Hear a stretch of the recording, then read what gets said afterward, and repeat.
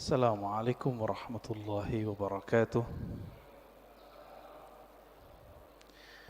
Alhamdulillahi rabbil alamin. Hamdan yuafi ni'amahu wa yukafi'u mazidah. Asyhadu an la ilaha illallah. Asyhadu anna Muhammadan abduhu wa rasuluh. Allahumma salli wa sallim wa barik ala nabiyyina Muhammad wa ala alihi wa ashabihi wa li baitihi wa dhurriyyatihi ajma'in wa ba'du. اللهم إنا نسألك خير هذا اليوم وخير ما فيه وخير ما بعده ونعوذ بك من شر هذا اليوم شر ما فيه شر ما بعده. Bapak saudara, ikhwan fillah, banyak orang mendengar kalam ini. Siapa yang kenal dirinya, maka kenal Tuhannya. Sering dengar ya? Man arafa nafsahu faqad arafa rabbahu. Siapa yang kenal dirinya, dia pasti kenal Tuhannya, Rabbahu. Imam Ibnu Qudamah itu menyebutkan redaksi yang berbeda. Man arafa qalbahu, arafa Rabbahu. Siapa yang mengenal qalbunya, maka dia akan kenal yang membolak-balik kolbunya, yaitu Allah Subhanahu wa ta'ala. Ada yang bertanya, ini hadis atau bukan? Nah, ini pertanyaannya dua sebenarnya. Ini hadis atau bukan, lalu maknanya apa? Setelah kita teliti, ilmu hadis itu, Bapak saudara makan Allah, jika kita buat pemetaan ilmu keislaman, bahkan semua ilmu di dunia itu dapat dirumuskan jadi 4 cara mengetahuinya, disebut epistemologi, bahasa Arabnya madarikul ulum. Bagaimana cara mengetahui suatu hal? Yang pertama lewat indera, bukti-bukti fisik. Yang kedua akal, kita pikirkan, kita tahu. Yang ketiga kita tes. Yang keempat pakai spiritual, pakai rohani. Ilmu hadis itu yang pertama. Jadi ilmu hadis dia ilmu bukti fisik, mesti didengar, mesti ada bukti fisiknya. Maka secara ilmu hadis, hadis ini tidak bersumber dari Rasulullah sallallahu alaihi wasallam. Dari siapa ketemunya?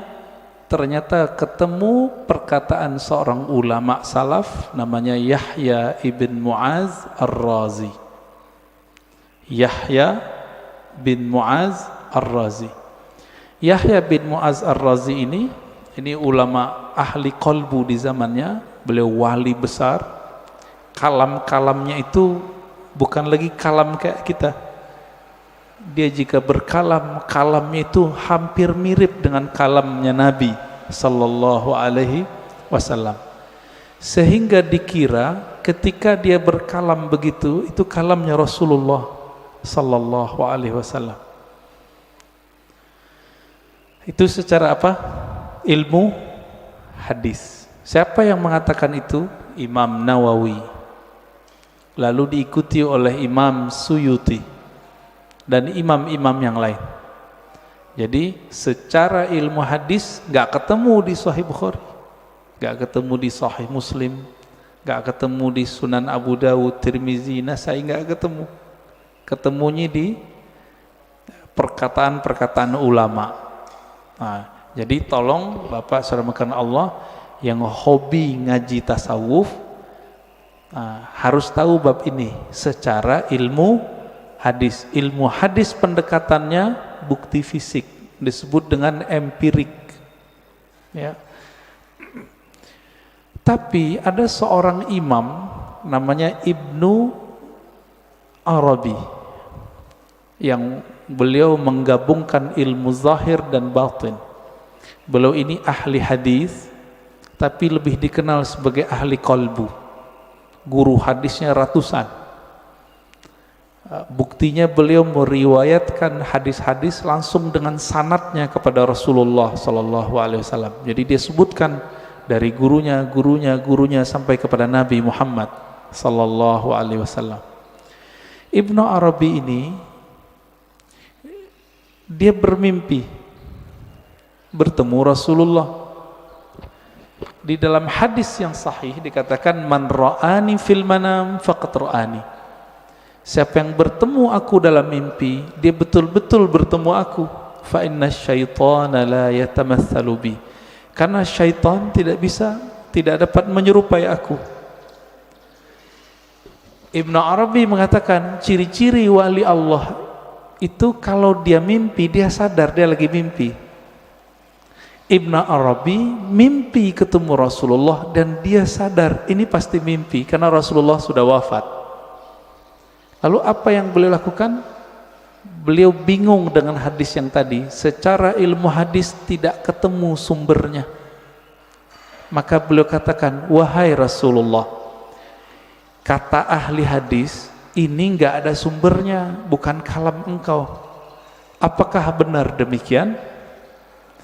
Dijawablah oleh Rasulullah dalam mimpinya, bukan, itu kalamku wahai Ibnu Arabi. Ketika dia bangun, maka dia malu mengatakan ini bukan hadis Nabi sallallahu alaihi wasallam. Kenapa? Minimal mimpi ini benar untuk dirinya, meskipun belum tentu benar untuk orang lain. Inilah asbabnya kenapa kalam ini kemudian menjadi ambigu. Apakah ini kalam Nabi atau kalam Yahya ibn Mu'az Ar-Razi? Ya, ini secara gabungan nih. Mimpi masuk kemana? Satu tadi empirik, bukti fisik. Mimpi yang nomor 4, zauq, intuisi, qalbu, ruh. Itu mungkin nggak ini dibuktikan? Dibuktikan oleh orang yang sudah sampai ke sana. Kalau oleh ahli hadis yang tidak sampai, kemampuan rohaninya sampai ke taraf ini nggak bisa. Jadi mohon maaf Bapak, jadi kita nggak bisa bangga juga dengan ilmu hadis. Ilmu hadis itu sendiri mirip kayak ilmu saintifik yang lain, eksak yang lain sama. Ilmu sejarah, arkeologi. Kalau sekarang apa namanya? Untuk ngecek orang meninggal itu,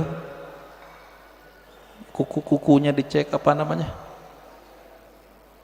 Ya forensik gitu ya. Jadi bukti fisik semua. Ilmu hadis mesti berdasarkan zahir fisik.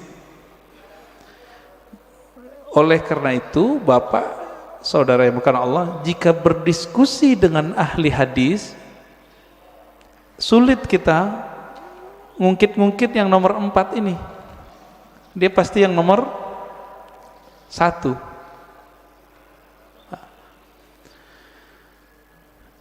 Coba lihat kalamnya. Siapa yang kenal diri, kenal Allah. Isinya benar gak? Bagus gak kalamnya? Bagus. Berarti secara ilmu hadis, tidak semua kata-kata yang bagus, kata-kata yang benar itu kalam Nabi. Secara ilmu hadis banyak Pak. Bahkan tidak semua yang benar itu kalamnya Nabi. Contohnya Monas di Jakarta, benar nggak? Saya bilang Nabi bersabda Monas di Jakarta. Jadi palsu nggak? Jadi hadis palsu deh Pak.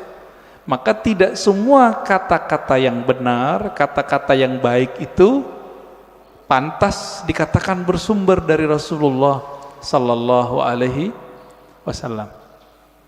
Nah, ilmu hadis begitu Pak, agak kaku. Ilmu hadis ini dia harus dibuktikan. Saya ketemu guru saya ketemu gurunya. Ini sebagai contoh hadis yang paling sering kita dengar, innamal a'malu bin niat. Hadis ini Imam Bukhari mengambilnya dari ahli Mekah, namanya Humaidi. Gimana ketemunya?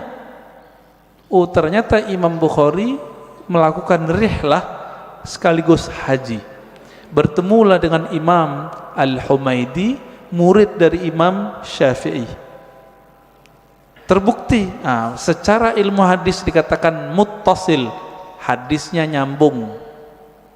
Makanya innamal a'malu binniyat, hadisnya sahih, ditaruh di nomor 1 dalam Sahih Bukhari. Imam Bukhari sering mimpi ketemu Rasulullah, iya, tapi mimpinya dia tidak taruh di bab hadis. Ada seorang imam namanya Al-Baihaqi, punya kitab judulnya Syu'abul Iman dan Zuhud. Di kitab beliau menukil kalam Nabi tapi yang didapat orang dalam mimpi, dan itu populer Pak di masjid-masjid kita, khotib-khotib kita dulu.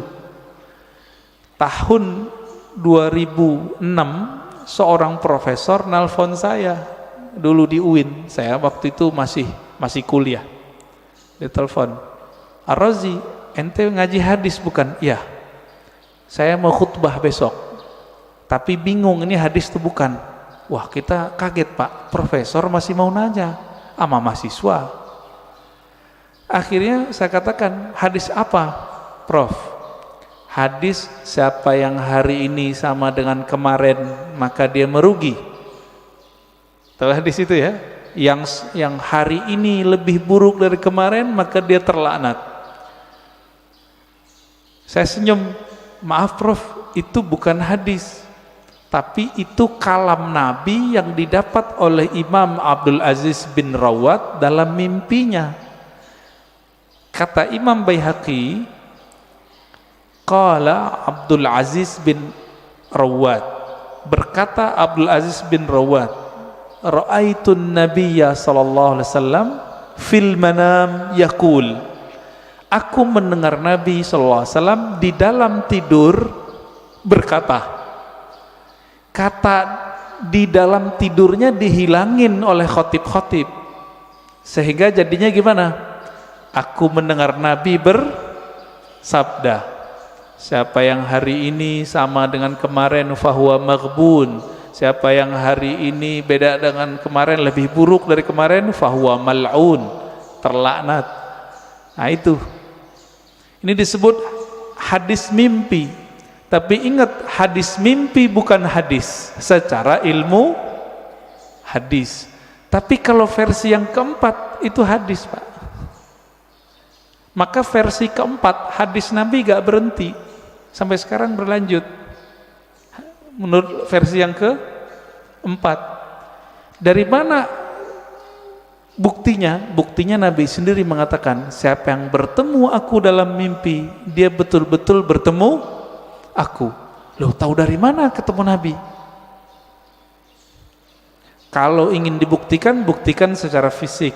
Baca cerita Nabi, fisik Nabi, Syama'il Nabawiyah, perhatikan mimpinya, sama atau tidak. Ini mazhab ahli hadis. Ahli hadis mensyaratkan jika mimpi ketemu Nabi, mesti karakter yang kita lihat sama seperti yang di hadis. Contohnya, Nabi suka pakai baju hijau, pakai serban, terus pakai tutup, ya, ada yang mirip Sayyid Muhammad Alawi Al-Maliki.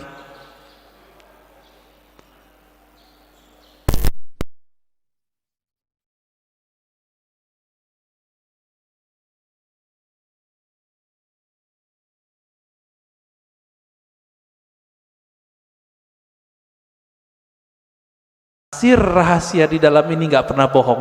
Ma kadzabal fuadu ma ra'ah. Dalilnya itu. Tidaklah si fuad ini, si kolbu ini, si hati ini pernah berbohong dengan apa yang dia lihat.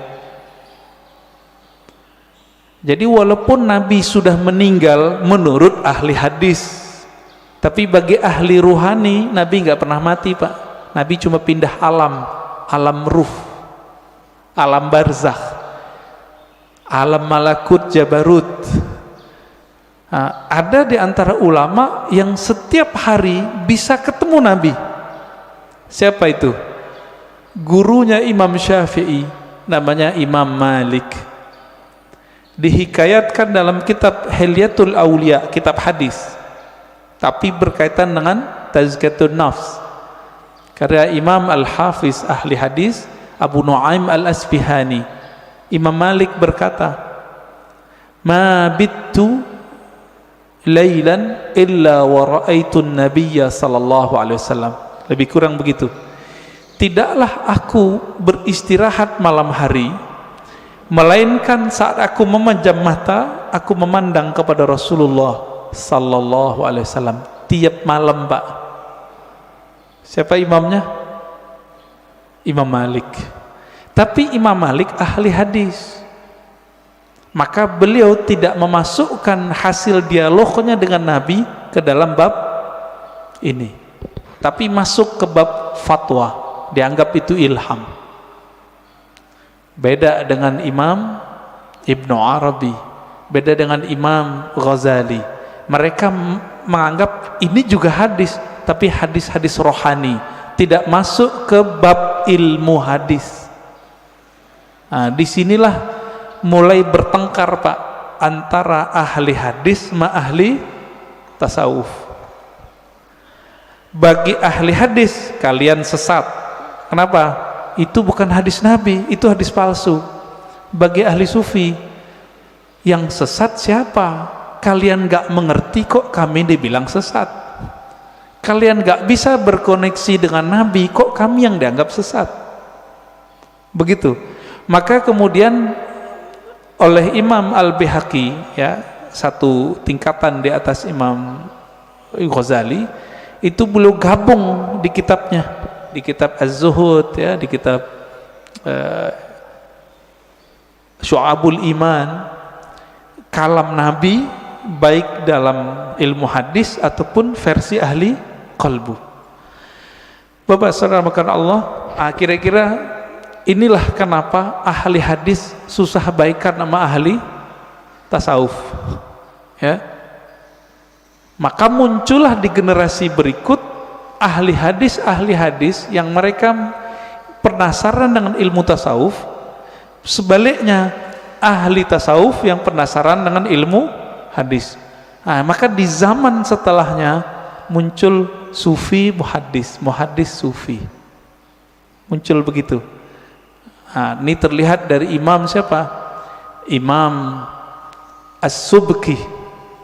Dia ahli hadis juga murid Ibnu Athaillah Sakandari, pengarang Hikam. Ini kitab kecil yang saya bawa, Ibnu Qayyim, dia ahli hadis, belajar tasawuf. Muncullah kitab-kitab tasawufnya banyak sekali. Madarijus Salikin, Al-Wabilus Sayyib, Iddatus Sabr, Raudatul Muhibbin. Banyak sekali kitab tasawufnya. Puncaknya nanti ada pada Imam Murtada Zabidi, ahli hadis juga ahli sufi. Terlepas dari itu, Bapak salamakan Allah,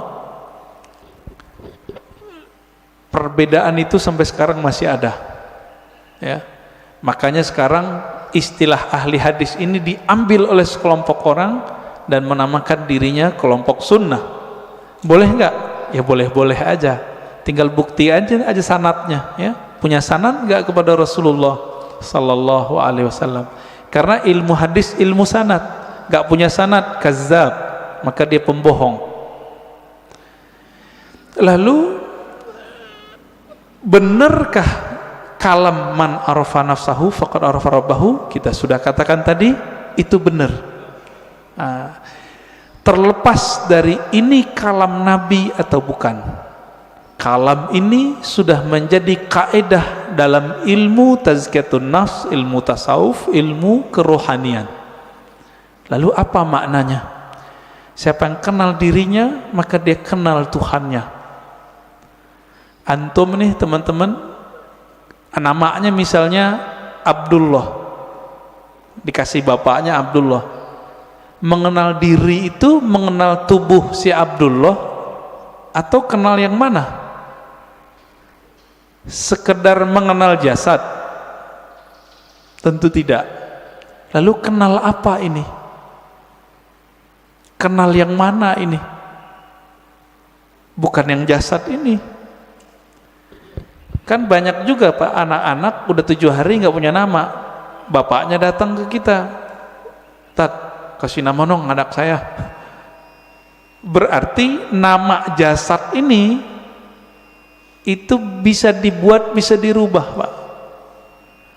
Sebelum kita masuk ke tubuh ini, kita punya nama. Benar nggak punya nama? Kita lahir di dunia, yang ngasih nama siapa? Orang tua, guru. Sebelum kita masuk ke dunia ini, kita di alam ruh. Allah mengatakan, alastu birabbikum, bukankah aku Rabbmu? Allah memanggil kum, kamu. Berarti kita ada nama Pak. Cuma nama ini disimpan di dalam dada Rasulullah Sallallahu Alaihi Wasallam. Kita nggak tahu. Ditanyalah oleh orang Bani Israel, orang ahli kitab, ya Muhammad, apa itu ruh? Turunlah ayat yas'alunaka anir ruh. Mereka bertanya kepadamu mengenai ruh. Katakanlah ruh itu urusan Allah. Kamu tidak diberi ilmunya kecuali sedikit. Sedikit di situ, wa ma utitum minal ilmi illa qalila. Sedikit menurut siapa? Menurut saya, menurut Nabi, menurut Bani Israel, atau menurut Allah? Menurut Allah. Maka sedikit menurut Allah itu banyak menurut kita. Orang kaya di Indonesia bilang, saya ngeluarin uang dikitnya itu udah 100 triliun Mbak. Ya. Apalagi raja di raja alam semesta ini, Rabbul Alamin, Allah Subhanahu wa Ta'ala. Ilmu ini disimpan dalam dada Rasulullah. Ada sahabat yang dikasih tahu, ada yang tidak. Maka Nabi itu bisa ngerti Pak, dengan izin Allah.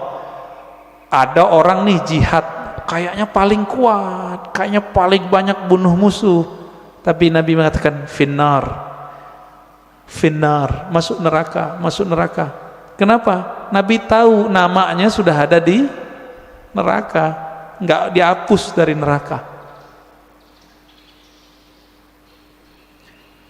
Ternyata benar, orang ini beramal cuma dengan fisiknya, ruhnya tidak beramal. Ruhnya gak beramal Pak. Jadi ketika disebut siapa yang kenal dirinya, maka kenal Tuhannya. Diri yang fisik, yang mengenal dirinya fisiknya, dia baru mengenal perbuatan Allah.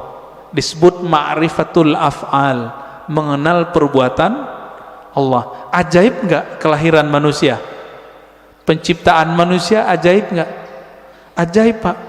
Kok bisa-bisanya ada makhluk hidup di perut seorang perempuan? Itu ajaib itu. Saya mau tanya nih yang udah nikah, yang punya anak, itu antum yang menciptakan anak? Atau cuma sebab doang? Ya, bikin doang ya. Tapi kita nggak yang gedein, yang mengembangkan biar kasih tulang, enggak. Ya, coba tanya sama yang udah pernah hamil. Ibu-ibu yang udah hamil tanya, ajaib itu. Maka mengenal diri yang fisik mengantarkan kepada ma'rifatullah level 1. Apa itu? Ma'rifatul af'al, ma'rifatu af'alillah, mengetahui perbuatannya Allah Subhanahu wa Ta'ala. Itulah yang dibahas dalam surah Al-Mu'minun itu, ya. Ayat 11 ya. Begitu juga di surat Ar-Rum ya, sebelum ayat tentang pernikahan itu kan tentang penciptaan kita semua. Dari nggak ada jadi ada, dari tanah kok bisa jadi hidup, kok tiba-tiba bisa melawan kepada Allah. Itu dia, namanya ma'rifatu fi'lillah. Jadi kalau ada ahli biologi, ahli ilmu-ilmu eksak tidak mengenal Allah lewat ini, lewat dia, berarti dia tersesat, nggak mengenal Allah. Itu satu. Diri yang fisik Kita punya diri yang disebut dengan nafs tadi. Jadi nafs itu sendiri artinya ada nafs fisik, ada nafs jiwa. Orang kita nyebutnya sukma, perasaan. Nah, itu masuk di situ. Yang bilang saya emosi, itu dia. Saya jatuh cinta, ada itu. Seneng, sedih, itu masuk ke si nafs ini. Yang nafsunya besar, yang nafsunya kecil, penakut, pemberani, itu si nafs. Punya nggak nih? Punya ya? Punya kita. Inilah yang dikatakan di Quran, wa man nahan nafsa anil hawa fa innal jannata hiyal ma'wa. Yang mampu menahan, mengendalikan nafs jiwanya, maka dia dapat surga. Ini ma'rifat apa nih? Ini masih sama, ma'rifatu fi'lillah, perbuatan Allah, cuma perbuatannya yang tidak tampak secara fisik. Jadi perbuatan Allah ini kan ada yang tampak secara fisik, ada yang tidak tampak. Ini masih sama. Ilmu untuk memahami ini disebutlah ilmu tazkiyatun nafs. Jadi tazkiyatun nafs itu baru cabang dikit dari tasawuf. Karena orang alergi dengan ilmu tasawuf, nggak mau mereka nyebut istilah tasawuf. Takut ditinggal jamaah. Kalau ustadz udah takut sama jamaahnya, terus jamaah takut sama siapa dong? Ya. Kalau si ustadz udah bergantung kolbunya kepada jamaah, lalu jamaah bergantung kolbunya sama siapa? Jadi kalau ada di antara antum yang ustadz, dai, jangan dai ngikutin murid, jangan guru ngikutin selera murid, murid yang ngikutin guru. Gitu seharusnya.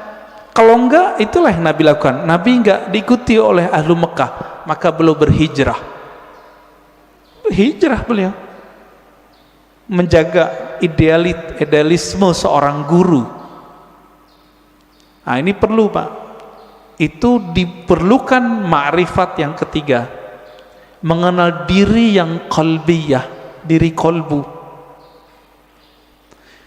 Yang mengenal diri kolbu, kolbu kita, di kolbu ini kalau nafsnya rusak, dia ngefek ke kolbu. Nafsnya nih punya karakter bengis, kolbunya hitam. Nafsnya suka bangkang, kolbunya hitam, meradang dia, Pak.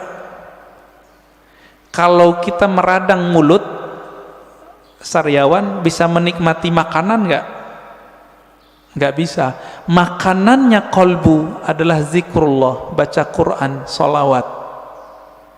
Kalau sudah meradang itu kolbu, dibawa sholat nggak enak. Dibaca Quran pun kita mikir, enaknya apa ya baca Quran? Kalau kolbunya lagi rusak, rasain aja Pak sendiri. Zikir, katanya zikir menenangkan jiwa, kok nggak tenang-tenang? Malah tambah bingung, malah tambah syak. Zikir itu bening, bener gak? Zikir bening, Pak. Kolbu itu wadahnya zikir, sehingga nanti dia bisa menyantap. Wadahnya lagi kotor, bersihin dulu, diobati dulu, baru dia bisa menikmati. Masalahnya sudah bertahun-tahun nih kolbunya berkarat, bener gak? Bersihinnya pakai apa, Pak? Itu yang disebut taubat nasuha. Taubat nasuha itu beda dengan, misalnya nih gelas habis dipakai, airnya air putih, cukup dikasih keran bersih, air keran, nggak usah digosok. Tapi kalau ini pakai minyak, ada minyak lengket di situ, harus digosok nggak? Ini yang disebut taubat nasuha.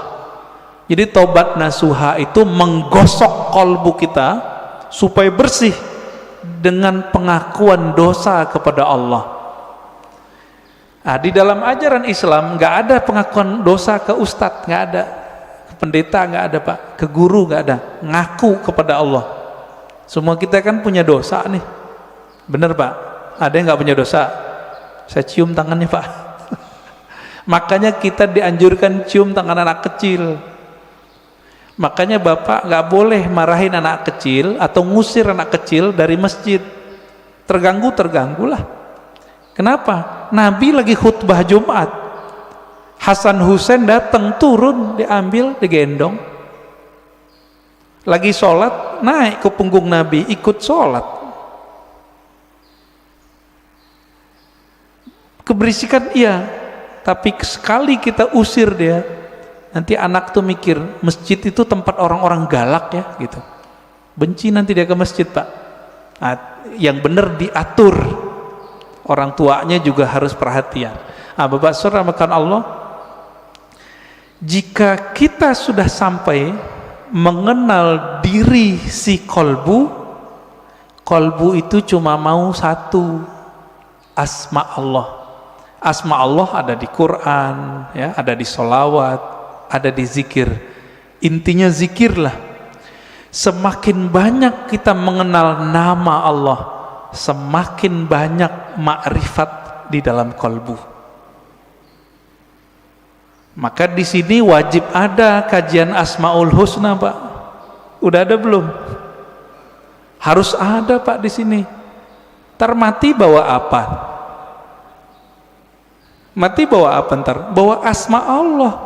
Jangan bawa nama-nama bapak kita, nggak kepake. Bapak gue kiai, nggak kepake, Pak. Saya Ustadz Haji, yang kan nggak dipakai. Habib pun nggak laku, Pak, dikubur. Bapak ini keturunan Rasulullah, nggak laku dikubur kalau nggak bawa ma'rifat. Malah diragukan, masa keturunan Rasulullah begini, kata malaikat ya. Kalau nanti Rasulullah bawa syafaat mungkin, tapi kan malaikat Mungkar Nakir ini seperti orang yang jaga depan kantor, Pak. Dia nggak mau tahu, yang lewat dia periksa, bener gak? Bapak saudara makan Allah, ma'rifat kolbu itu hanya dengan mengenal nama dan sifat Allah. Jadi coba deh di sini dibuat nanti kajian Asmaul Husna yang mateng, bukan yang separuh-separuh, enggak, jangan, yang mateng kajiannya. Gurunya ahli zikir, bersanad zikirnya kepada Rasulullah. Insya Allah Pak enak ngajinya, kan banyak nih. Carilah ya, semoga ketemu nanti. Asma sifat. Nah, ma'rifatus sifat itu masih bagian dari kolbu, paling dalam. Dia udah masuk ke dalam sirnya kolbu. Kan kolbu ini dia ada bagian-bagiannya, Pak. Kolbu itu disebut ada fuad, ada yang disebut dengan lub. Inti dari kolbu disebut lub. Rahasia yang ada di dalam inti kolbu itu disebut dengan sir.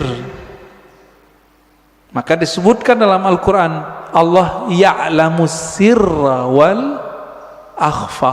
Allah mengetahui yang sir, yang tersembunyi, bahkan yang akhfa, yang samar. Nah, itu ketahuan oleh Allah SWT. Nah, di mana kesimpannya itu? Itu di dalam kolbu paling dalam. Kita ini semua dulu kan pernah ketemu Allah. Memori itu kesimpan di situ, Pak.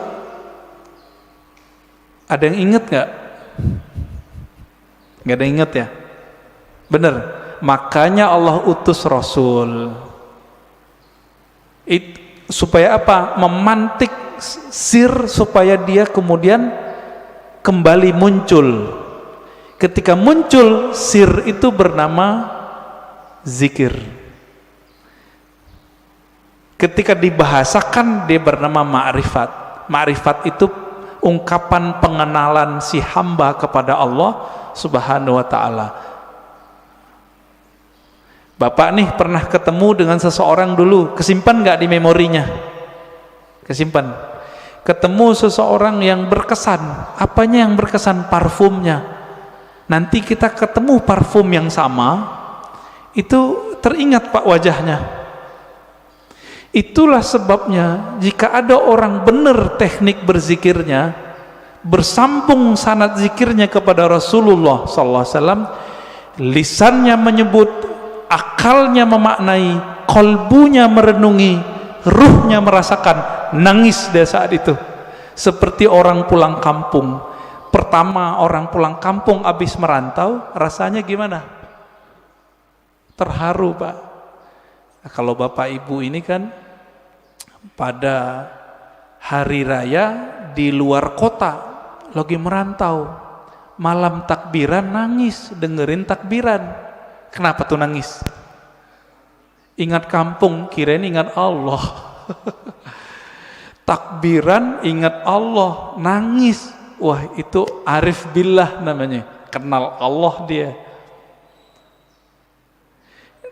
Takbiran nangis, ingat siapa? Kampung. Kita lupa, kita punya kampung lain namanya kampung arwah. Lupa apa ya? Kampung arwah. Ngapain si arwah di kampung itu? Dia menatap Allah Subhanahu wa ta'ala. Dia menatap Allah Pak. Supaya dia bisa menatap Allah lebih dekat, apa yang dia lakukan? Dia mendekat kepada nur sumbernya, itu yang disebut nur Muhammad. Jadi dulu itulah yang dikatakan oleh Nabi, kuntu nabiyan, aku sudah jadi nabi, Adam belum dicipta, udah jadi nabi di alam ruh. Makanya roh-roh itu mendekat semua kepada Rasulullah supaya bisa tetap dekat memandang Allah Subhanahu wa ta'ala. Itu Pak maknanya. Itu kalau kita punya ruh yang bercahaya, pasti rindu ingin mengenal ilmu ini, pengen mengenal ilmu ini. Itu yang bikin orang nangis, nangisnya permanen Pak. Tangisan itu yang bisa memadamkan api neraka. Kalau tangis yang malam takbiran tadi enggak, itu mah tangis pulang kampung, mau pulang gak ada duit. Atau kayak tahun-tahun ini kan mau pulang kena COVID, dompetnya Pak kena COVID, nggak bisa pulang, nangis. Itu nangis apa? Teringat kampung fisik. Jadi jika orang bisa nangis karena ingat kampung fisik, kampung badan ini, teringat orang tua zahir, apalagi jika dia teringat dengan orang tua rohaninya. Sering dengar nggak istilah Nur Muhammad? Ya, masih ingat disebut apa? Nur Muhammad itu Abul Arwah, bapaknya sekalian roh. Maka ketika roh itu rindu, rindu ke siapa? Dia rindu sama ayahnya. Itulah kenapa kalau solawat jadi wajib dalam solat. Allahumma salli ala Sayyidina Muhammad. Ini orang malah debat, nggak boleh pakai Sayyidina, boleh pakai Sayyidina. Itu mah debat biasa itu. Kolbunya, ruhnya rindu nggak kepada Rasulullah? Nah, kalau sudah sampai ke sana, dia sudah sampai ke ma'rifatur ruh. Mengenal ruh, dari mana dia berasal, dulu dia bersama siapa. Nah, ini kabar gembiranya Pak. Ruh kita ini dulu ngapain di sono, sekarang diulang aktivitasnya. Kalau dulu Bapak di sono suka mendatangi Nabi, suka mendatangi orang yang dekat dengan nur Nabi itu, maka sekarang Bapak pasti suka dengerin pewaris-pewaris Nabi, pasti cinta sama zuriat Nabi. Nah, orang-orang yang dulu mencintai Rasulullah di sana, di alam ruh itu, dia cinta kepada nur Nabi, maka Allah kasihlah dia fisik di dunia bernama Habib atau ulama, dua aja, Habib atau ulama. Jadi kenapa Habib terlahir sebagai Habib, kiai sebagai kiai, gus sebagai gus, ajengan sebagai ajengan. Karena dulu nurnya mengagumi nurnya Nabi sallallahu alaihi wasallam. Itulah makna hadis al arwah junudun mujannadah, hadis sahih Muslim. Ini syarahnya jarang orang menjelaskan ini. Roh itu dia berbaris-baris seperti tentara. Nah, dulu nih Bapak kalau dibukakan pintu kolbunya itu bisa lihat Pak, dulu kita seperti ini di sono, ngumpul Pak seperti ini. Bapak kenapa sebut masjid ini Masjid Nabawi?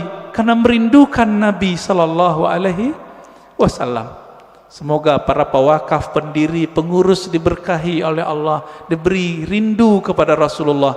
Bahkan sebelum wafat Allah kasih mimpi ketemu Rasulullah sallallahu alaihi wasallam. Amin. Pasti bisa Pak. Rasulullah kan nggak mati beliau, cuma pindah alam. Kalau kita bisa mati sebelum mati, bukan bunuh diri loh Pak ya. Mati sebelum mati itu apa? Mampu memilah ini alam jasad, ini alam pikiran, ini alam kolbu, ini alam ruh. Mampu dia berzikir, bertahan, bisa dia ketemu Rasulullah sallallahu alaihi wasallam. Bisa Pak. Dulu Sayyid Muhammad Alawi Al-Maliki kalau mau ngapa-ngapain itu nanya sama muridnya, masih hidup, saya nggak usah sebut namanya, kalau disebut ntar jadi orang mengkultuskan beliau nanti. Orang kita Pak, Jawa Tengah kalau nggak salah ya, Kiai Fulan, bertanya ke beliau, bocah ya waladi, kira-kira begitu ya, anakku, coba tanya ke Nabi, saya mau melakukan ini, beliau restu nggak? Itu yang minta siapa?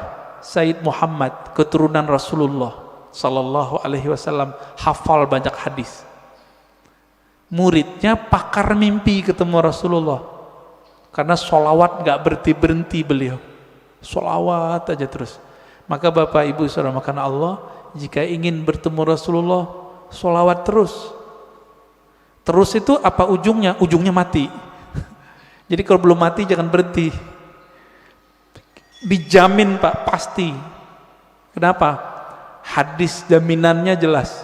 Man shalla alaiya sallallahu alaihi asyara marat.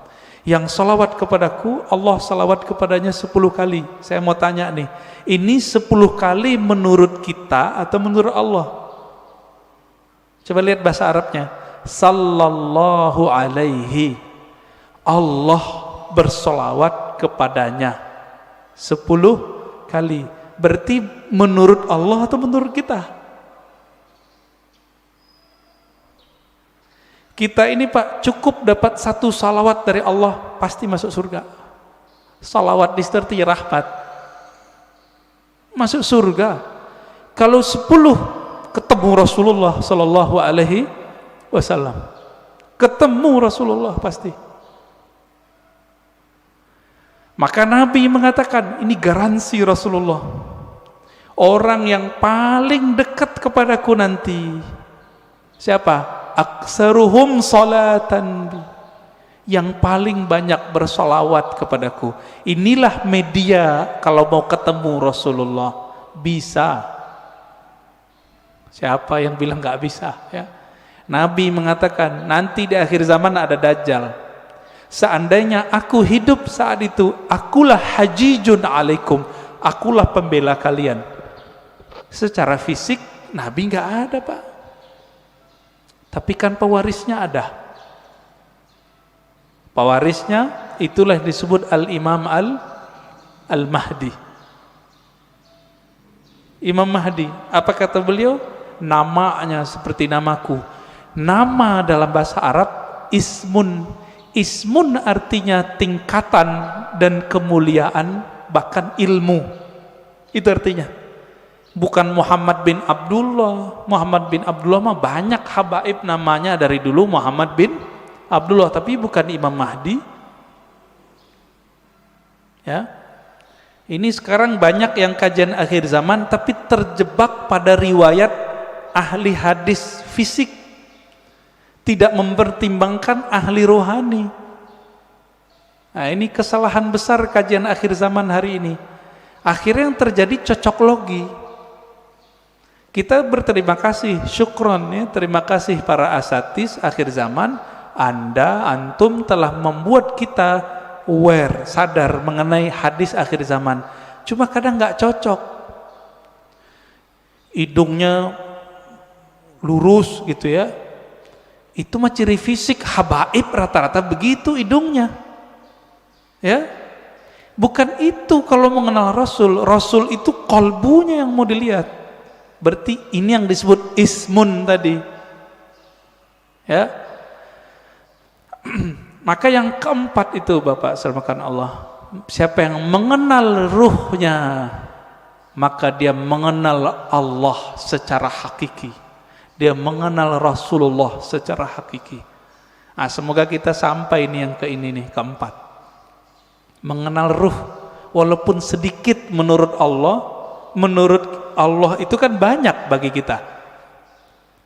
Setetes saja Allah beri, itu udah lautan bagi kita. Ya. Nah, caranya banyak-banyak aja Pak sholawat. Bapak ini kan mohon maaf ya, pemalas ngajari guru, maunya didatangin guru mulu, ya enggak?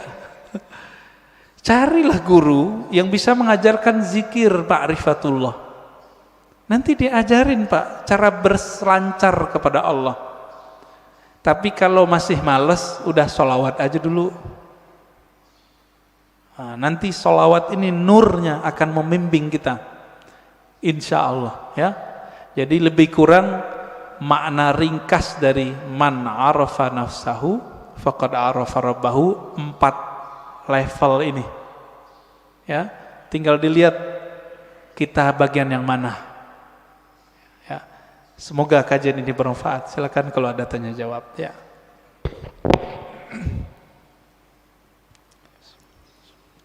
Alhamdulillah selesai materinya, kita masuk ke sesi tanya jawab. Mungkin saya tanyakan dari akun YouTube An-Nabawi TV. Ada 5 pertanyaan nih, tapi tidak semuanya dipilih yang terbaik.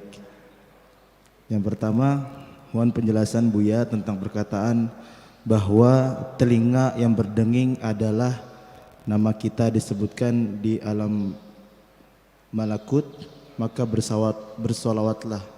Mohon penjelasannya tentang perkataan ini, jazakallah. Yang kedua Buya, betulkah hadis surga di bawah telapak kaki ibu itu hadis palsu? Mohon penjelasannya Bu. Iya. Demikian dari YouTube, itu aja yang terbaik kedua.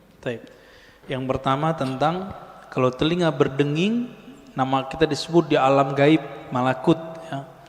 Itu yang hadisnya dinukil oleh Imam An-Nawawi dalam kitab Al-Azkar. Hadisnya lebih kurang hasan, tapi tidak menyebutkan mengenai alam malakut. Nabi cuma mengatakan, siapa yang telinganya berdengung, lebih kurang begitu, maka bacalah basmalah. Lalu ada doanya, zakaraniallahu bi khairin, semoga Allah menyebutku dengan yang baik. Itu maksudnya, bahkan bukan malakut saja, semoga Allah menyebutku dengan yang baik. Berarti lebih dari jabarut, lebih dari semuanya. Kalau Allah berbicara di mana? Karena Allah nggak petu tempat. Nah, ini yang disebut qadim. Ya, qadim. Tapi bisa saja kalam Allah disampaikan ke alam-alam yang lain. Wallahu ta'ala alam. Itu maksudnya. Hadisnya hasan. Ya. Yang kedua, oh ya, surga di bawah telapak kaki ibu. Kalau kalimatnya begitu, iya, bukan hadis Nabi. Tapi yang ada di hadis Nabi, ridhonya Allah di bawah ridhonya orang tua, itu hadisnya. Ya, kemudian yang semakna dengan itu ada di hadis Imam Al-Hakim. Ada. Tapi kalimatnya bukan di bawah kaki gitu, enggak seperti itu di hadis yang ininya. Ya. Dua lagi Bu ya, boleh. Fadhal. Kalau aneh nggak tahu, aneh bilang nggak jawab ya, nggak ngerti gitu. Yang kedua, yang ketiga dan yang keempat, bagaimana cara kita mengalahkan nafsu ketika masa-masa futur. Yang kedua, Buya, untuk bab akidah, hakikat Allah dan arafa rabbahu, ulama sepakat harus memakai dalil hadis sahih untuk hujjah.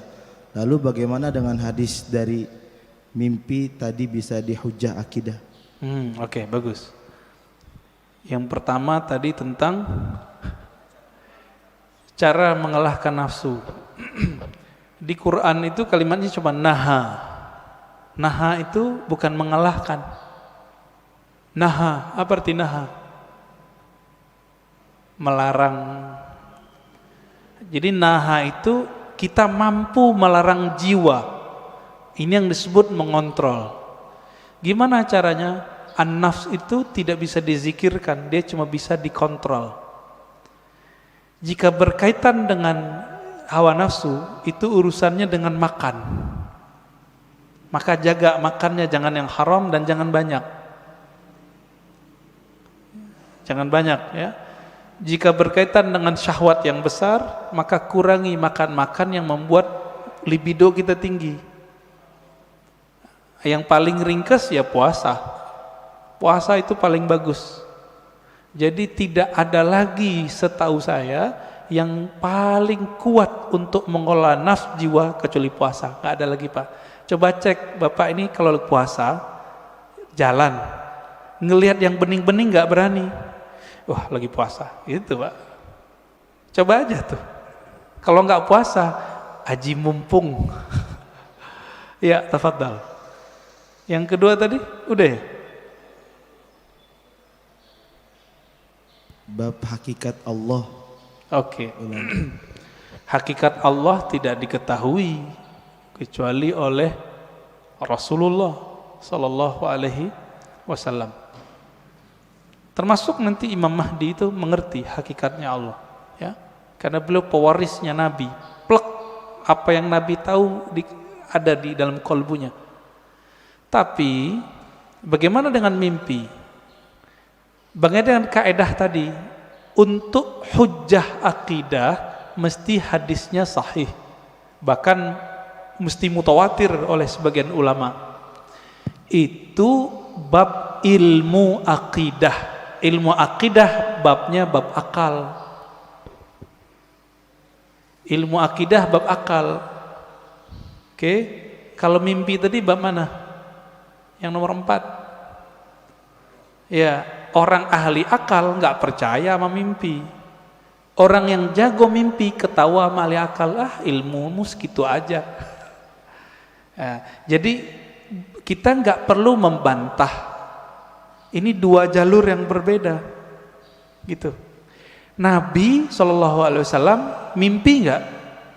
Mimpi Pak. Wahyu pertama yang turun ke Nabi itu mimpi. Hadis Sahih Bukhari, kitab Bad'il Wahyi. Awal ma budi'a bihil wahyu ar-ru'ya salihah. Kira-kira begitu kalimatnya. Wahyu pertama yang turun itu bukan Quran. Yang pertama turun cahaya turun kepada qalbu Nabi sehingga beliau melihat mimpi yang indah. Akibatnya beliau suka menyepi. Faitahannas fi ghari Hira. Lalu beliau menyepilah di Goa Hira. Itu. Jadi kalau kita menolak bab mimpi sama dengan menolak bab wahyu. Ingat, mimpi siapa nih? Mimpi waliullah, mimpi nabiullah. Kalau mimpi bapak, ibu mungkin ya, kita tolak aja ya. Tapi Nabi mengatakan di akhir zaman hampir-hampir saja mimpi semua orang beriman itu benar. Pada beriman gak sih? Beriman gak? Beriman gak? Benar ke siapa? Ke Allah, ke Rasulullah. Rasulullah mengatakan salah satu warisan kenabian itu adalah ar-ru'ya as-salihah. Ar-ru'ya salihah juz'un minan nubuwah. Hadis Imam Tirmizi, hadis sahih. Ya. Jadi ahli qalbu itu jaga benar. Ternyata Imam Bukhari, Imam Tirmizi, imam-imam itu menghargai mimpi, maka mereka buatlah satu bab, satu kitab dalam sahih mereka, kitab Ta'birur Ru'ya. Imam Bukhari punya kitab itu. Dalam Sahih Bukhari, bab mengenai takbir mimpi. Kenapa, Pak? Ternyata sahabat Nabi setiap ba'da subuh setoran mimpi yang bening-bening itu kepada Rasulullah. Mimpi malaikat, mimpi melihat ada cahaya dari langit. Itu mereka cerita kepada Rasulullah. Kiai sekarang kan nggak bisa begitu, Pak. Wah, bunga tidur, nggak ngerti, bilang aja nggak ngerti, jangan dibilang bunga tidur. Ilmu mimpi itu ilmu yang mustakil, dia ilmu permanen dan berdiri sendiri. Dia nanti berkaitannya dengan ilmu rohani, ilmu tasawuf. Jadi tidak berbenturan dengan ilmu akidah. Gitu ya. Lagi Buya boleh? Tadi Buya membahas tentang mimpi. Bagaimana menurut Buya kalau saya pernah bermimpi Rasulullah SAW, amin, dan melihat beliau seperti jatuh cinta, tapi tidak terlalu detail melihat mukanya.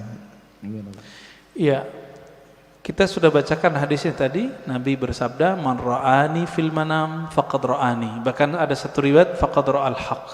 Siapa yang bermimpi bertemu aku, maka ia telah melihat al-haq, kebenaran, bahwa itu benar-benar Nabi sallallahu alaihi wasallam. Tapi kok kurang jelas? Kurang jelas itu karena ma'rifatun nabinya kurang jelas. Karena mengenal nabinya masih kurang detail, maka melihat nabinya masih samar. Bahkan ada teman kita yang mimpi Nabi itu nggak mau noleh, Pak. Nggak mau noleh. Cerita ke saya nangis-nangis. Rasulullah marah sama saya ya. Ada yang begitu. Antum bisa bayangkan, kita mau ketemu orang yang kita cintai, kita idolakan, tapi dia nggak mau noleh. Ruhnya nangis.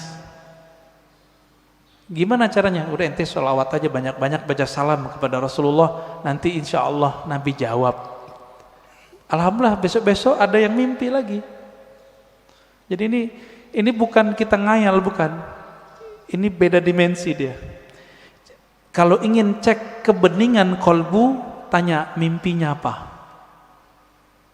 Jika bapak saya ini kita lagi kotor, jiwa kita kotor nih, mau kiai, mau ustadz, mau jamaah, mau tahajud, kotor Pak, pasti mimpi basah. Jadi kalau mimpi basah, tobat Pak, tobat rohani. Dosa enggak, tapi rohani kita, oh kayaknya hati kita kotor. Sayyidina Umar ketika bermimpi menggauli budaknya, budak halal enggak? Halal. Apa kata beliau? Syaghalatni siyasah. Ya Allah, aku tersibukkan oleh urusan politik sehingga lupa wirid. Ini Umar, ngerti beliau. Tapi beliau pun kalau mimpi ama yang halal. Kalau kita kan kita berharap mimpi sama artis, Pak. Ya. Silakan. Baik. Assalamualaikum warahmatullahi wabarakatuh. Waalaikumsalam. Pak Ustadz, Pak Kiai, kalau boleh mohon maaf, saya sedikit ingin memuji Pak Ustadz. Saya baru ketemu Ustadz Kiai yang cahayanya bagus Allah. Dan bening, ini pertama.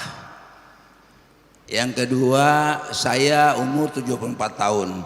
Tapi baru sekarang saya ketemu Ustadz mengatakan bapaknya roh itu adalah Nur Rasulullah. Sallallahu. Alhamdulillahirrahmanirrahim. Ilmu saya bertambah satu sekarang Pak, luar biasa.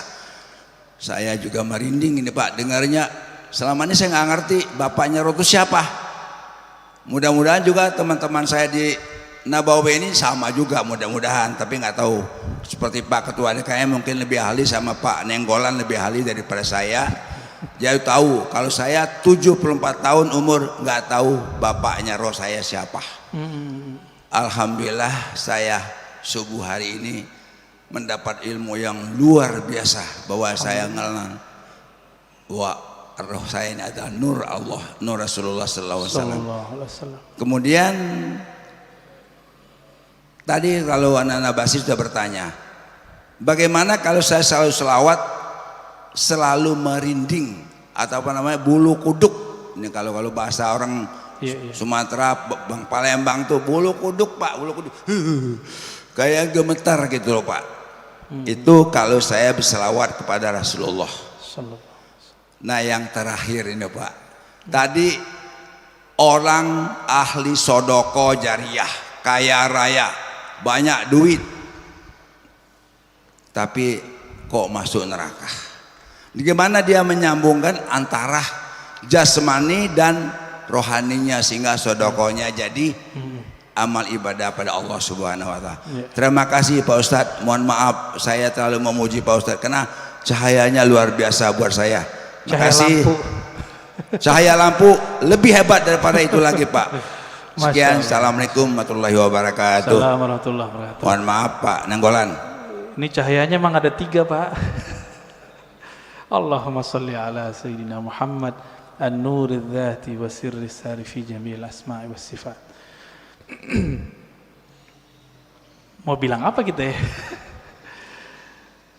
Betul Pak. Jadi bapak rohani itu istilah bahwa ruh kita itu percikan dari nur beliau sallallahu alaihi wasallam. Lalu kenapa kita merinding? Ketika bapak merinding, itu ruhnya sedang merindu. Dijawab oleh sang Rasulullah sallallahu alaihi wasallam. Kita katakan assalamu alayka ya Rasulullah. Salam atas engkau wahai bapak rohaniku Rasulullah. Dijawab oleh beliau merinding bapak. Ruh kita Pak yang yataqashairu minhu juludul ladzina yakhshawna rabbahum. Kira-kira begitu. Di Quran surat Az-Zumar ayat 24 berapa itu ya? 23 ya, 23 bergetar karena Al-Qur'an. Al-Qur'an itu hakikatnya ada pada siapa? Khuluquhul Qur'an kata Aisyah. Nabi Muhammad itu polanya, zahir batinnya adalah Al-Qur'an. Disebut nama Nabi taqsyairu minhu juludul ladzina yakhshawna rabbahum. Disebut nama sang pembawa nur Quran, pasti bergetar Pak sang para pecinta, pasti merinding. Makanya ada syairnya itu, kullul qulub ilal habibi tamilu. Semua pencinta jika disebut nama sang kekasih pasti hatinya merindu. Apa buktinya? Disebut namanya kadang-kadang meleleh Pak mata kita. Rindu dengan kampung rohani, rindu dengan orang tua rohani. Saya nih, ibu saya baru wafat setahunan. Kalau disebut ibu saya Pak, saya nangis. Padahal itu ibu fisik. Apalagi kita sebut nama Rasulullah sallallahu alaihi wasallam. Nama Nabi Muhammad sallallahu alaihi wasallam. Rindunya lebih dahsyat, tapi kita harus tahan. Maka lepaskanlah rindu itu dengan menyebut nama Nabi. Allahumma salli ala Sayyidina Muhammad an-nuri dzati wa sirri sari fi jamil asma' wa sifat. Assalatu wassalamu alaika ya Sayyidi ya Rasulullah. Kira-kira begitu Pak. Allahumma salli ala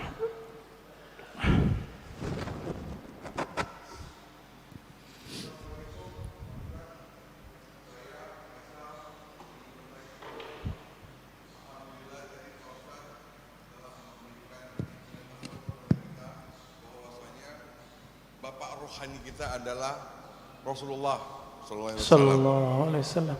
Pada saat pembukaan Pak Ustadz juga mengatakan bahwa nama yang kita pakai sekarang ini adalah nama jasad yang diberikan oleh orang tua kita, guru kita, ataupun tetua kita, kakek, nenek misalnya.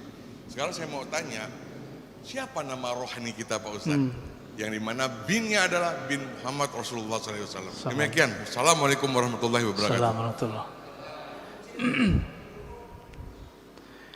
Yang tahu nama kita orang tua kita bukan? Yang ngasih nama kita siapa Pak? Orang tua kita. Maka yang tahu nama ruhani Bapak itu bukan saya, tapi siapa yang tahu? Bapak Ruh. Tapi Bapak Ruh itu punya pewaris, bukan ulama yang bisa baca kitab ini. Ulama yang mewarisi kolbunya Nabi, plok semuanya dia warisi. Itulah nanti namanya Al-Imam Al-Mahdi. Kalau umur Bapak panjang bisa. Jika belum muncul Imam Al-Mahdi, maka wali yang disebut wali ghaus. Jika di ilmu fikih disebut mujtahid mutlak. Mujtahid mutlak dia tahu nih barang hukumnya apa, keluar namanya. Maka bagi ahli ruh, wali-wali yang disebut wali kutub itu mereka nggak ngerti. Yang ngerti wali namanya ghaus. Jadi wali itu kan banyak Pak, ada stratanya. Ada 313 wali kutub, sejumlah dengan jumlah para rasul, sejumlah dengan jumlah ahli badar. Kutub poros, dia poros asma, poros sifat Allah. Wali-wali ini ada satu pemimpin yang jadi guru mereka, orang tua rohani mereka sekarang ini. Ini yang disebut Kutubul Ghaus. Dan itu cuma satu di dunia, dan pasti keturunan Rasulullah. Sayangnya mastur, tersembunyi, nggak boleh muncul Pak. Bapak pengen tahu nama ruhnya? Harus punya koneksi sama Al-Ghaus ini, gitu. Kalau mau nanti satu saat kumpulkan namanya semua, nanti saya kirim ke beliau. Ya, biar dikasih namanya oleh beliau. Kapan ketemunya? Wallahu a'lam. Insya Allah ketemu. Insya Allah ketemu. Para perindu Rasulullah pasti bertemu beliau. Bapak kalau mau silakan. Nanti kumpulkan namanya, nanti beliau kasih nama. Dikasih nama Pak, dengan nama itu Bapak nanti dipanggil oleh malaikat mungkar nakir ntar. Nama dari ayah rohani yang disimpan oleh kalbu beliau. Kira-kira begitu. Waduh, ini udah berbicara jauh kita nih Pak ya. Ya, tafadhal. Boleh terakhir dari Pak Haji Adang untuk pertanyaan. Assalamualaikum warahmatullahi wabarakatuh. Assalamualaikum warahmatullahi wabarakatuh. Mohon dijelaskan perbedaan antara saudara kandung dan saudara satu ruh. Karena terkadang walaupun kita saudara satu kandung, saudara kandung dan saudara ruh. Karena yang terjadi di dunia ini, sungguh pun kita saudara satu kandung, tapi mungkin jarang ketemu, banyak perbedaannya. Berbeda walaupun tidak satu kandung, kita sering ketemu dan banyak persamaannya. Kemudian mohon dijelaskan juga perbedaan pendengaran ruhani dan pendengaran jasmani, penglihatan ruhani dan penglihatan jasmani. Terima kasih. Ya. Beda saudara kandung secara jasad Pak ya, dengan saudara ruh. Dalilnya surat Al-Hujurat, innamal mu'minuna ikhwah. Sesungguhnya orang beriman itu bersaudara. Loh, babenya siapa? Ya, bapaknya siapa? Itulah Rasulullah. Abul Mu'minin, bapaknya orang beriman. Maka istri Nabi disebut Ummul Mu'minin. Tapi kan kita nggak manggil Nabi Abul Mu'minin, padahal itu nama beliau sebenarnya. Disebut lebih tepat Abur Ruh. Saudara ruh ini itu diketahui dari syahadat Pak, dan pengenalannya kepada Bapak Ruh. Dan yang meniupkan roh tidak dicipta Pak. Tapi jika yang dimaksud roh itu jiwa, jiwa dicipta. Jadi tergantung nih, kan ulama kita kadang menyebut roh tapi artinya nafs. Menyebut roh artinya kolbu, seperti Imam Ghazali. Maka ini dicipta. Inilah mazhab Imam Qushairi, Imam Ghazali, bahwa ruh dicipta. Tapi Quran kan ngomong ruh bukan yang itu. Kulir ruh min amri rabbi. Amri rabbi tidak dicipta. Roh adalah urusan Allah. Lillahil amru, ya. Allah punya amr, tapi juga punya penciptaan. Jadi Allah membedakan antara ciptaannya dengan urusannya. Urusan itu hembusan. Nah, jadi kita ini, fisik ini dengan kun fayakun. Kalau ruh enggak, tiupan Pak, tiupan dari Allah Subhanahu Wa Taala. Sedangkan nur, nah yang Bapak cerita tadi, nur itu pancaran.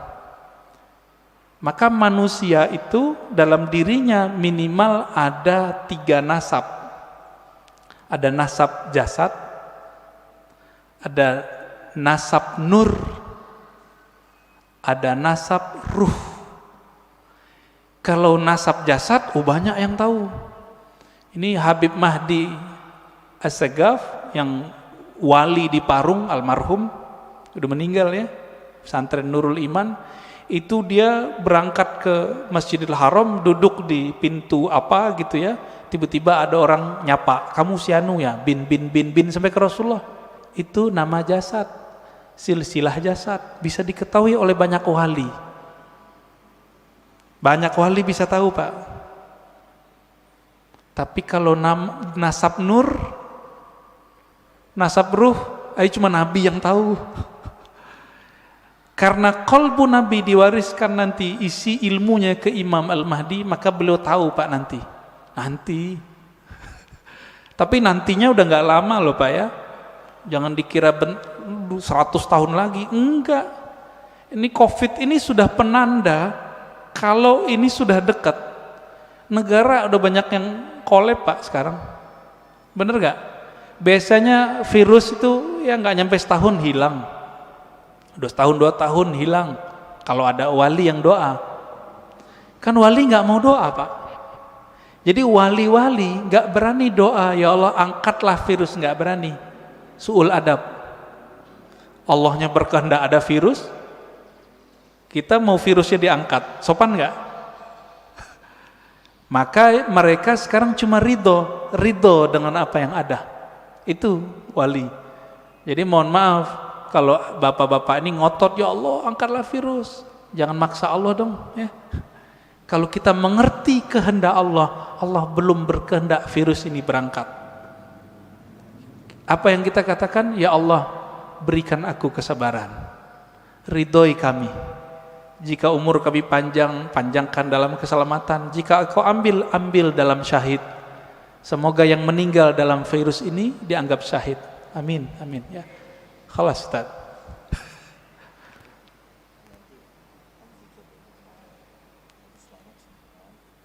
Zikir ya.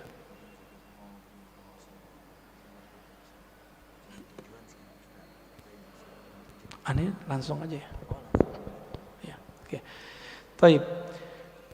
Bapak Ibu Saudara ikhwan akhwat fillah, kita simpulkan kajian kita pada pagi ini bahwa hadis man arafa nafsahu faqad araf rabbahu bukanlah hadis Nabi secara ilmu hadis, tapi secara rohani, ahli rohani menganggapnya dari Nabi. Nah, ini tidak perlu dipertentangkan. Kenapa? Ilmunya beda. Ilmu hadis berdasarkan sumber empirik, ilmu ahli rohani berdasarkan pencapaian rohani. Dua ilmu ini tidak bertentangan, dia cuma beda jalan. Ya, karena dia beda jalan tidak disebut kontradiksi, karena tidak apple to apple. Ya, yang kontradiksi itu ada 2 ahli hadis bilang kata ahli hadis ini sahih, satu ahli hadis mengatakan palsu, baru disebut kontradiksi. Jadi itu tidak perlu dipertentangkan. Dan yang kedua, maknanya sangat dalam, bahwa itulah inti dari ilmunya ahli ma'rifat. Saya pengen mengenal diri yang mana, hakikat yang mana, dan. Nah, itulah yang banyak. Semoga kita mendapatkan ilmu itu sebelum nyawa ini berpisah dengan badan. Allahumma salli wa sallim wa barik ala nabiyina Muhammad. Assalamualaikum warahmatullahi wabarakatuh. Saya mohon izin pamit, nggak ikut zikir ya. Ya, assalamualaikum. Waalaikumsalam.